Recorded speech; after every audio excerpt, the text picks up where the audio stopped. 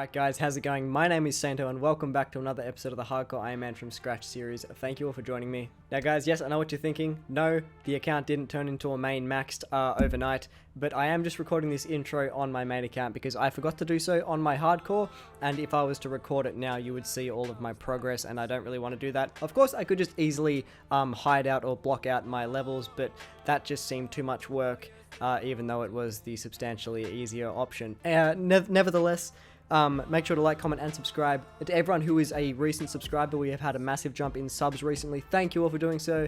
Hope you enjoyed the video. Let's jump right into it. Oh, hang on. I think 68 summoning is an important level because you unlock war tortoises, tortoises, I think. Oh no, bunyip. The bunyip you unlock. That's kind of helpful. Not gonna lie. Oh, war tortoise was Okay, well that's our new best fucking beast of burden. So yeah. Oh, it got us 110 combat as well. Fuck yeah. Unlocked a bunyip, 110 combat. Yeah, not bad. Oh, you must be so close, dude. You must be like a K off, actually. Dude, you just got it without warning me, man. GZ. Good job, bro. That weekly grind paid off. Big time. Let's go to fucking Falador, dude. Let's get you that cape.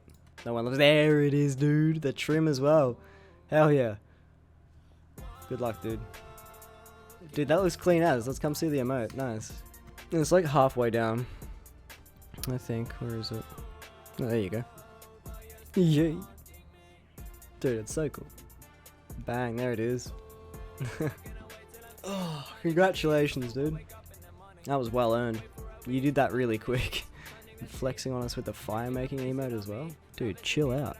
Boys, we just got a Dark Mystic robe top drop. I don't really think this is... I think it's rare, but I don't think it's really going to serve much of a purpose apart from just maybe like being a cool collection item. But yeah, if it was worth more, I'd probably just alch it, but I think I might just keep it in like a trophy tab or something. But yeah, we're just down here killing some gargoyles for that sweet GP because summoning is expensive. Oh shit, boys, look. Fucking Granite Maw. That's actually sick. I mean, it means absolutely nothing in RS3, but that's a pretty iconic item. That's pretty cool. And it alchs for 30k as well, but let's actually quickly use the special attack because why not? Hang on a sec. How do we do it? Okay, wait. Did that? Okay, well, nice. I mean, we did it, but it didn't do any damage. Alright guys, well, we actually managed to pick up another Dark Mystic top. I might actually alch both of these upon, like, just thinking about it. They're not really worth that much. They're not that impressive. I think I might just alch them. Bearing in mind, guys, all these clips are from the same 1 hour at Gargoyles, and we're picking up a magic level 79 magic, so one more away from the big 80, and that will be another combat stat at level 80, and we have all the levels for Fate of the Gods, so that is something we might want to look into in the future because it does offer a lot of good rewards. It is just a very dangerous quest. Obviously there's a lot of bosses that you have to fight, but we decided to come down, train some more summoning, burning through our Crimson Charms, level 69. Obviously we all know what that means. It means that we are one off level 70. Get your minds out of the gutter. But speaking of level 70, here it is, and this is a big milestone because if we ignore invention and and runecrafting, we are essentially level 70 base stats. Only 5 more to go, boys. Alrighty guys, well, we are about to hand in a fishing daily challenge, and this is a very special challenge to hand in, not because of the fishing level we're going to get, but because of the total level that we now sit at. 2k total has been achieved with level 71 fishing, so we can fish with crystal skill chompers now, which I guess is like a thing, but more importantly, we are at 2k total, which is friggin' amazing. Like, I never thought I would be sitting at 2k total, but yet, here we are. Let's move on and get 2,500. Now, one of you lovely viewers recommended to me, I've forgotten your name, so I'm going to throw up the comment now, but you suggested I come down and try out the Gullible Tourist for my level 70 thieving grind, only on top of the fact that, you know, the XP, it's not too great, but the potential rewards are amazing, so I think I'm going to stick it out here. Hey guys, it is a new day for me, and I just collected one of my animals from my trapper, and he's handed me a spider, which isn't too rare. He usually gives me spiders and like chins and stuff like that, but this particular spider has the sparkling trait, and this is very, very interesting. This is the first animal I've ever gotten that has the sparkling trait, so we're going to throw him in the pen. He's going to grow up, and then we're going to breed with him, and hopefully we can get some shiny spiders. That would be really cool. Alright dudes, I'm low-key getting carpal tunnel training like this, but the gift offerings, you know, I haven't gotten an onyx yet, obviously, otherwise I would have shown that for sure, but the money is pretty good, and you know, the XP's, it's there.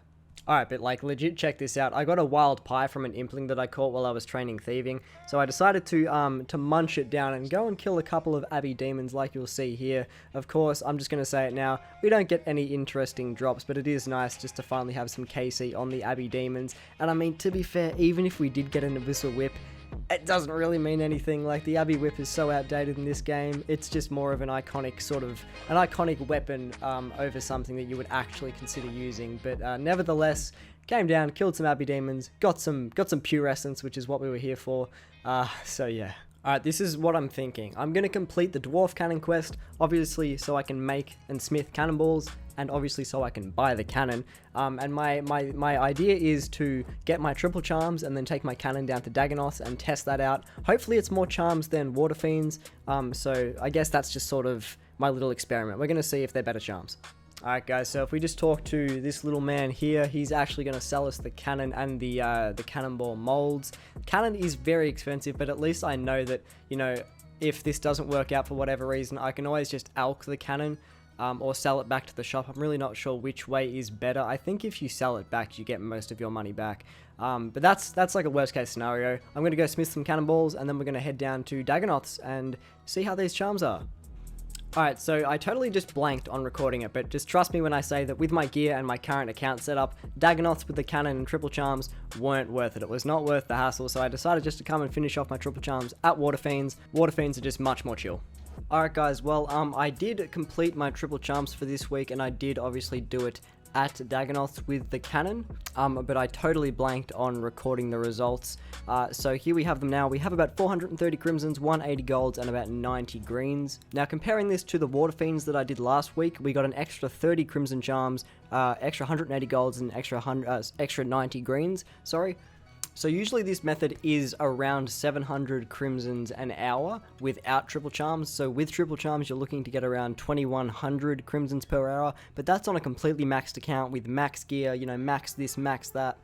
So obviously I wasn't expecting to get, you know, that many charms, but at the same time, I was honestly expecting to get a little bit more than this. So as it stands at the moment, all that extra effort, all that extra money of buying the cannon, you know, smithing the cannonballs and all that sort of stuff, only for an extra 30 crimsons, 180 golds, and 90 greens, honestly not really worth it in my book. So I think from here on out, every time we have to do familiarization, at least for the foreseeable future, we're just going to be chilling at Water Fiends. And on top of all that I just stated, Water Fiends is actually much more AFK.